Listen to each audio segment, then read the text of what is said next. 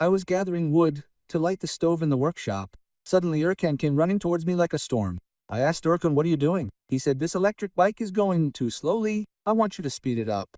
I said, "It's not slow at all. It's quite fast." "You were practically following me." He said, "If you're only going a few meters, it's really fast, but I can only cover a 10-minute distance in half an hour with this." When I didn't believe him, he said, "Then let's do this. You take this electric bike, and I'll run alongside you. If you can overtake me, don't do anything to it. But if I overtake you, then you'll speed it up." I agreed. After getting in the car and taking our places, we started the race. The car was really slow. Erkan suddenly shot off. He even beat me by running backwards. Uphill 10 kilometers. Its maximum speed is 15 kilometers per hour.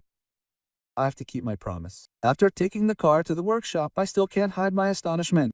How can this car go at 15 kilometers per hour? When I opened the seat, Erkan's jacket fell out. After removing the screws on it, I removed the luggage rack and tried to access the ECU engine control unit. Normally, ECUs have speed limiters. I thought this one would have a speed limiter too, and I would just disconnect the socket and accelerate. But unfortunately, that didn't work. The ECU is a very old one and doesn't have a cruise control system.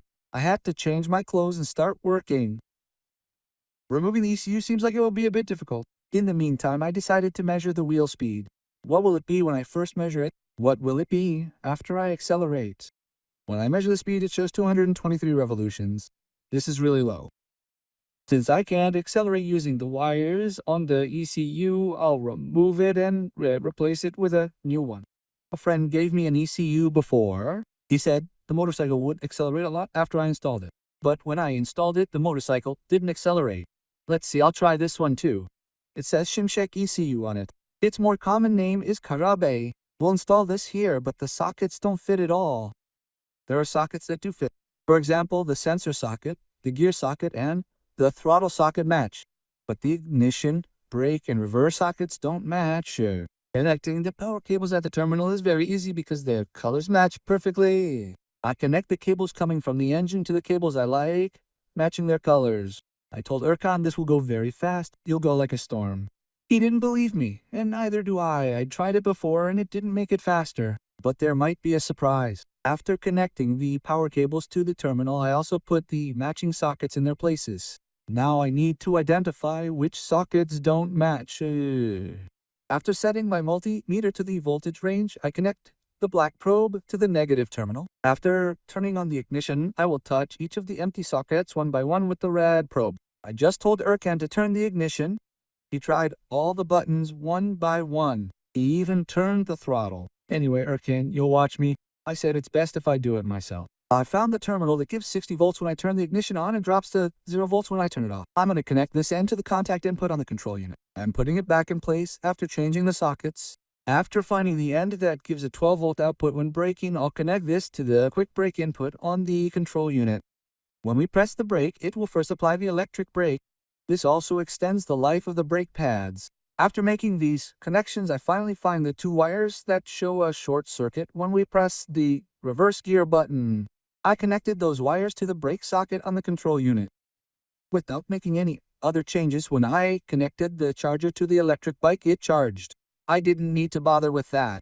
When we tried lifting one wheel of the electric bike into the air, the motor turned in the opposite direction. They've made a convenient way to change the direction of the motor's rotation. There are white sockets on the control unit that can be connected to each other. You connect these sockets to each other and then disconnect them immediately. After doing this, the motor now rotates in the correct direction. If you connect and disconnect them again, it will turn back again. After adjusting the motor speed, when we tested it again, the motor was spinning so fast that I thought the wheel was almost going to fly off.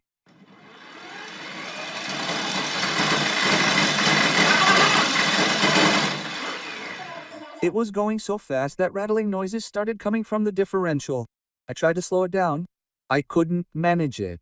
Maybe it was doing this because it was in neutral, so we took it outside and tested it. It was going so fast that we couldn't reach its maximum speed. This speed is really dangerous for this vehicle, so we absolutely need to slow it down. I brought it back inside the workshop and started checking the sockets on the B. Normally when I connect the yellow sockets together, it should slow it down, but it didn't. There are also two brown wires that can be connected to each other. When I connected those wires together, the motor slowed down a bit. We got what we wanted. It's neither too fast nor as slow as before. The various rattling noises from the differential also stopped. When we measured its RPM, it showed 613, almost 3 times the RPM we measured initially. So it will go at 25-30 kilometers per hour like this. Going any faster than that is definitely problematic for this vehicle. So we won't accelerate it any further. When we took the electric bike outside again and tested it, everything was as we wanted. That's all for this video, folks. I hope you enjoyed it. If you liked the video, you can support us by sharing it. See you in the next video. Goodbye.